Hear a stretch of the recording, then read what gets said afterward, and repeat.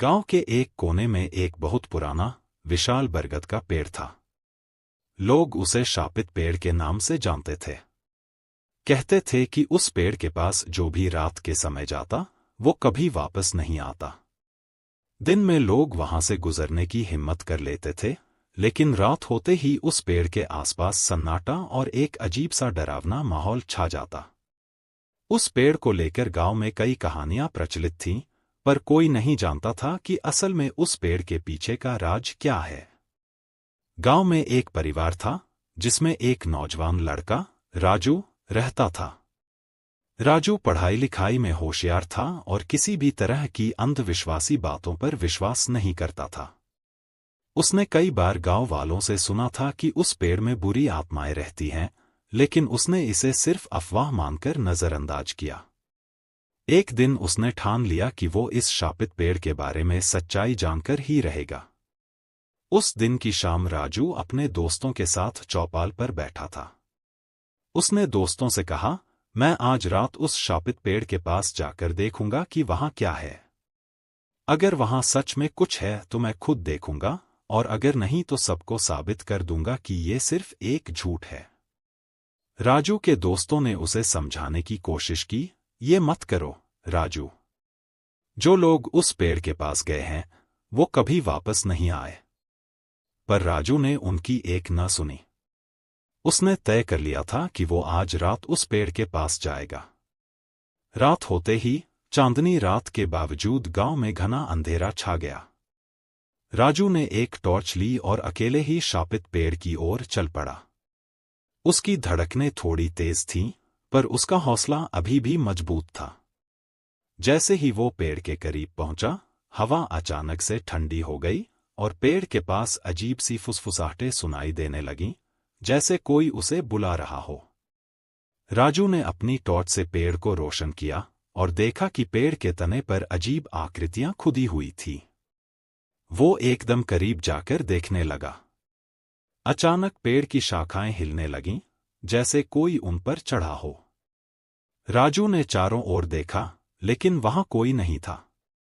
उसे महसूस हुआ कि उसके पीछे कोई खड़ा है।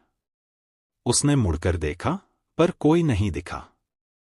उसी वक्त उसे एक बूढ़ी औरत की आवाज सुनाई दी, यहां क्यों आए हो, बच्चे?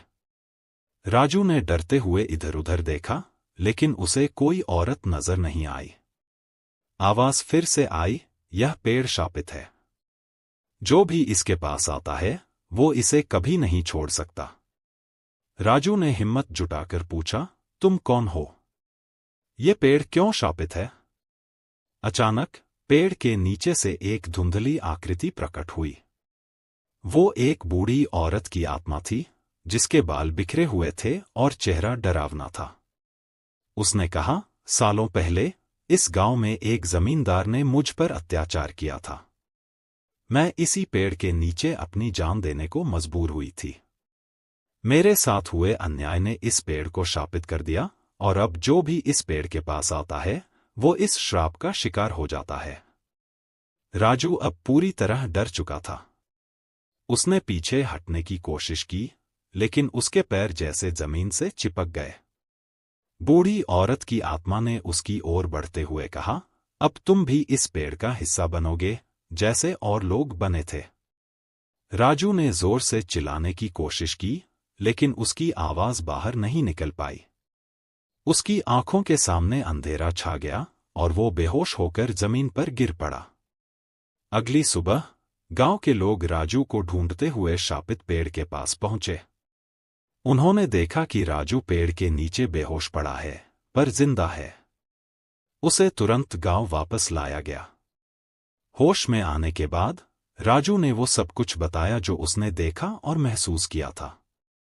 गांव के बड़े बुजुर्गों ने तब राजू को बताया कि वो बूढ़ी औरत सच में थी। उसका नाम सवित्री था और उसकी आत्मा अब भी उस पेड़ में कैद है। तभी से गांव वालों ने मिलकर उस पेड़ के आसपास एक मंदिर बनवाया, ताकि सवित्री की आत्मा को शांति मिल सके। अब गांव वाले उस पेड़ के पास पूजा करते हैं और कोई वहां अकेले जाने की हिम्मत नहीं करता। इस घटना के बाद राजू ने कभी भी अंधविश्वास को हल्के में नहीं लिया। वो जान गया था कि कुछ रहस्य ऐसे होते हैं जिनसे दूर ही रहना बेहतर होता है।